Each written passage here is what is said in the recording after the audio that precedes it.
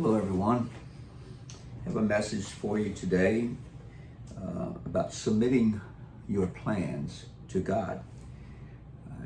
Sometimes we can get our own plans. We get so into our own plans that we can forget God. And, heaven forbid, I just want to always follow God's lead. In my studies today, 1 Samuel, in chapter 13, the author has an application for the scriptures.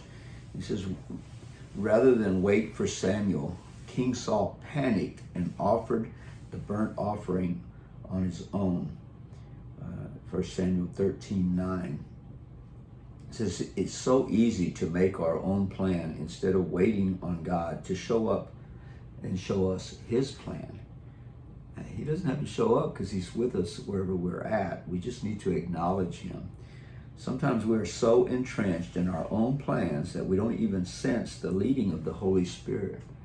I tell you, with the responsibilities that I have and the things that I haven't a chance to influence, there is no way I will start my day without following the Holy Spirit, without asking the Holy Spirit to show me how to take care of the things that I'm in charge of for that day. I just encourage you that if you learn anything from me, that's one of the things I would want you to take. He said, the author says in Proverbs 3:6 says to acknowledge God in all our ways. And that means to submit our plans to him for approval.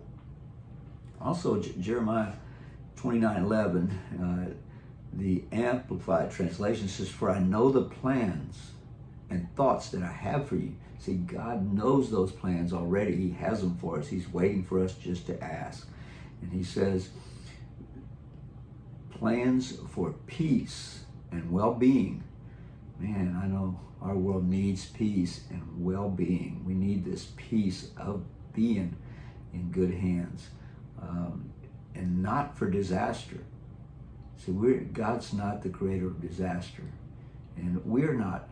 Our culture is not the creator of disaster. So we are builders. So to give us hope and a future and a hope. God has a plan to give us that hope and that future. And he goes on and says, having a plan is not a bad thing. I mean, we need to be planners as leaders. We need to put first things first. We need to begin with the end in mind, and we need to be proactive to be able to do that to begin with. He says, having a plan is not a bad thing. He says, we can simply say to God each day, here's what I want you to say to God each day. Lord, I have a plan for today, and I acknowledge you in it. If you don't approve of any part of it, I'm willing to change and do what you want. If you truly care about what God desires, he will direct you in the way you should go. If any changes need to be made in your plans, he will direct you. So, there's a saying about, best plans of mice and men. I don't want mice and men's plans. I want God's plans, and then I want to follow the leaders that God has put in my life, the mentors that he's put in my life, the team that he's allowed me to put together, the family and team, the worldwide influence that we have the potential to do. Let's teach peace, and let's find out what God's plan is for us each and every day, and then follow the lead of the Holy Spirit. God bless y'all.